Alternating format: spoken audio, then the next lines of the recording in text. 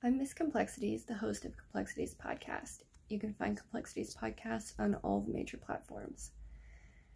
I have a theory, and I've talked about this theory in quite a few of the podcasts before, and I think I've touched on it on a few of these vlogs before as well. So what's my theory? I think that all triggers, all flashbacks, all anxiety, all depression is an opportunity to heal. Now, I think some people will be like, no, that's terrible. And then some people I know are like, yeah, I totally get what you're saying. I don't know where you fall on the spectrum, but this is just what I think. And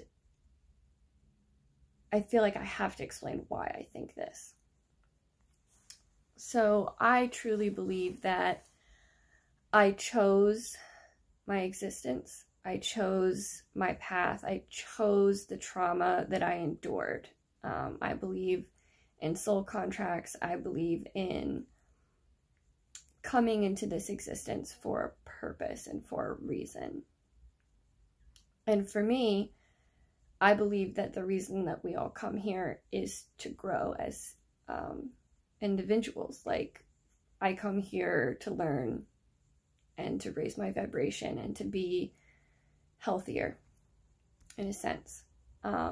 So I believe that I chose this incarnation. I believe that I chose 28 years of fucking trauma and abuse. And I chose all the hardships that I have endured because I wanted that experience. I wanted to face those challenges.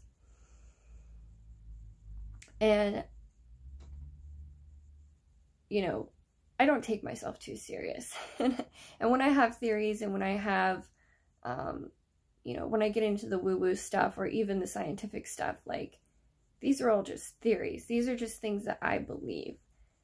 But I have to believe this. I have to believe that I chose my trauma. I have to believe that I'm here to learn and to grow and to conquer. And the proof of that for me is the fact that I've done it, is the fact that every time that I face a trigger or a flashback, or I face something really deep-seated kind of trauma and I overcome it, I feel so good afterwards. I physically feel lighter. My heart is fuller. I am just more at peace all around. And for me, that's the proof that I chose this, that I chose to do this work, and the work is paying off. So for me, whenever I get triggered, or when I'm depressed, or when I'm anxious, or when I'm just not in the present moment, I try to look at that as an opportunity. I've left the victim mindset of, oh, these horrible things happened to me, and I'm never gonna be like everybody else, and I'm so fucked up, and I'm not normal, and my brain's broken. Yeah, I was there for a little while, but that's not helping me, and that wasn't helping anyone else. So I had to change my perspective on that. Yeah, my brain's different than other people. But that gives me an opportunity. You know, that gives me a chance to see the world from a different perspective. And trauma recovery is all about changing your perspective.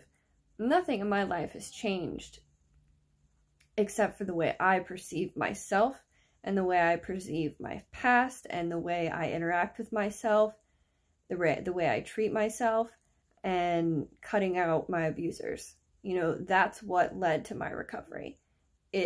Number one thing led my recovery is perspective change. And seeing that all the things that happened to me,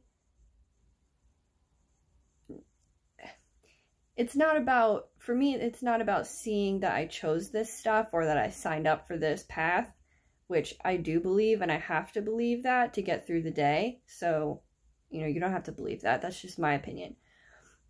But it's the fact that every challenge, every trigger, every hardship, every anxiety attack, every pit of depression is an opportunity for me to grow. It's an opportunity for me to heal from some shit. As you've probably noticed, Pat and I haven't done a podcast recently, and that's because we've been dealing with a lot of shit. We're going to do a podcast eventually, hopefully, where we explain everything that's happening. But, you know, our relationship status has just changed to the point where we're trying to figure our life out. And that's fine.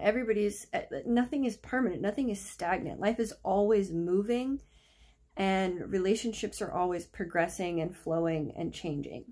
And in doing that, in the last couple of weeks, I've really had to confront a lot of my biggest triggers, a lot of my biggest issues with my father, and what it was like to live with a sociopathic narcissist for 7 years, because the things that Pat and I are making each other feel right now is very triggering of that. Not that my partner is a sociopathic narcissist, but the universe has led me on this, like, sometimes I like to look at my life as this road of just fucking triggers, you know, because it feels like I'm walking along this path and there's just one fucking flashback and trigger after another. And that can be really shitty if you choose to see it just that way. I choose to see it as I'm walking along this path that's my life, that's my existence, and there's all these fucking triggers and all these flashbacks, and every single one of them is an opportunity for me to heal. It's an opportunity for me to grow as a being, whatever you believe is, you know, your soul, your existence, your energy, whatever the fuck you believe. I have to see it that way. I have to see these things as opportunities. Because if you see them as derailments, and if you see them as debilitating flashbacks, like, that is a horrible place to live. I lived there. It sucks.